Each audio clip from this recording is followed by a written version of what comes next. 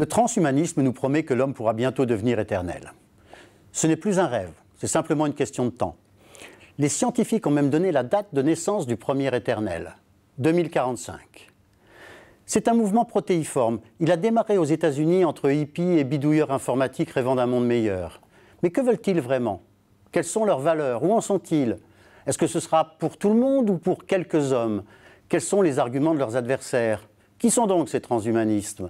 C'est justement le titre de votre livre, Florence Pinault. Tout à fait. Un que sais-je pour ados qui fait le point sur ce sujet. Bonjour. Bonjour Jean-Jacques. Les transhumanistes. Avec les transhumanistes, j'ai eu envie de faire un point sur les ados, pour les ados, sur ce sujet, parce que c'est leur avenir. Dans 30 ans, ce sont eux qui seront aux manettes, qui auront entre 40 ans et 50 ans, et qui seront... Donc ce sont nos enfants, nos petits-enfants qui ont des chances de devenir éternels. Ce sont nos petits-enfants qui ont des chances d'avoir des enfants qui seront éternels. Nos petits-enfants, nos enfants, je crains qu'ils n'aient peu de chances de devenir éternels. Est-ce que vous faites le point sur les avancées de la médecine, les avancées de la technologie dans ce livre? Oui, je suis journaliste qui suit justement les biotechnologies, la chirurgie génétique et toutes ces technologies médicales qui fascinent les transhumanistes. Et donc, bien sûr, je fais le point. J'ai trouvé que c'était très important. On entend toujours l'enfant immortel va naître bientôt. Mais on n'en est pas encore là pour l'instant. On n'en est pas encore là parce que génétiquement, on ne sait pas encore quels gènes font quoi et quels sont les gènes de la longévité. Au niveau de la thérapie cellulaire, c'est-à-dire le bidouillage des cellules du vivant pour les rendre un petit peu plus performantes, qu'elles meurent moins vite, éventuellement qu'elles se reproduisent mieux, on n'est pas encore très au point non plus parce qu'on a du mal à les maîtriser, ces cellules. C'est très compliqué, la biologie, c'est beaucoup plus compliqué qu'on ne l'imaginait au début. Et du coup, on a eu plein d'annonces entre celles du Téléthon et celles des cellules souches qui allaient réparer notre foie abîmé par la cirrhose ou nos reins abîmés par des années de protéines. Aujourd'hui, on n'en est pas encore là. C'est pour ça que vous ne donnez pas votre avis personnel dans le livre. Mais en fait, je ne suis pas sûre... Il n'y a pas moyen de donner à l'heure actuelle. D'abord, il n'y a pas de moyen. Et puis, moi, je ne suis pas sûre d'avoir vraiment un avis personnel. C'est-à-dire je ne suis pas pour ou contre le transhumanisme. Le transhumanisme, c'est protéiforme, comme vous dites, il y a plusieurs mouvements. Je suis un peu technophile et fascinée par les progrès de la science. En même temps, j'ai bien conscience des risques. Et je trouve que c'est important d'avoir conscience des risques, puisque quand on manipule des humains génétiquement, comme c'est arrivé il n'y a pas très longtemps, quand on manipule des embryons, parce que manipuler un humain sur... ses yeux, sur ses bras pour essayer de guérir une maladie, c'est pas gênant, ça ne va pas changer l'humanité.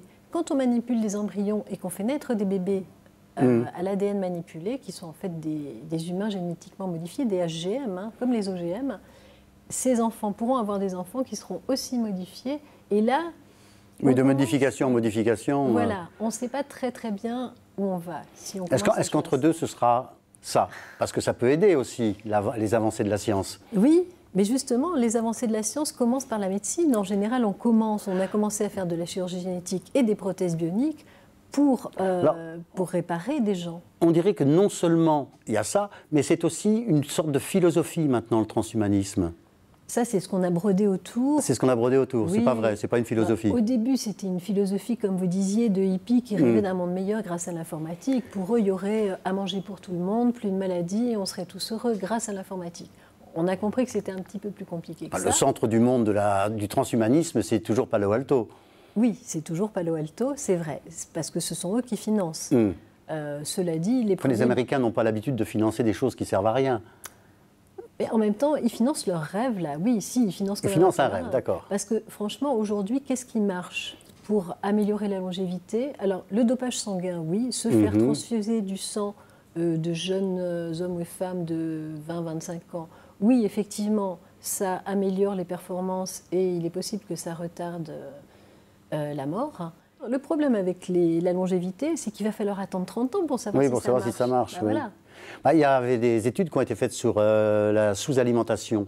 Oui, ça fait partie. Et ça, apparemment, ça a été testé et ça fonctionne.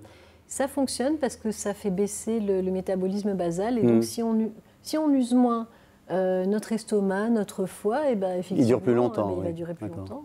Il est possible qu'il dure. Vous qui avez étudié le sujet, c'est quoi l'avenir? Est-ce qu'on est obligé d'aller vers cette... ce sera une obligation, c'est une autoroute, c'est la direction? Alors, est-ce que ça va ressembler à ça, par exemple, en termes de timing? 2045, numérisation de l'esprit humain. Je pense que on va vers ça, non pas parce que c'est obligé ou pas, mais parce que de toute manière, les manias de la Silicon Valley qui commencent à avoir 30-40 ans, ils ne trouvent pas ça rigolo. Ils pensent très sérieusement, oui. Et ils ont de l'argent, et ils peuvent payer des chercheurs et monter des labos privés, l'Université de la Singularité de Récupéral, etc., qui travaillent aujourd'hui sur la sénescence et sur le vieillissement. Ça ne se faisait pas avant. C'est assez récent que des médecins et des labos travaillent sur le vieillissement. Donc oui, on va vers ça parce que les gens qui ont de l'argent et qui n'ont pas envie de vieillir financent ça. Et c'est normal. Est-ce que c'est bien, est-ce que c'est mal? C'est difficile de répondre.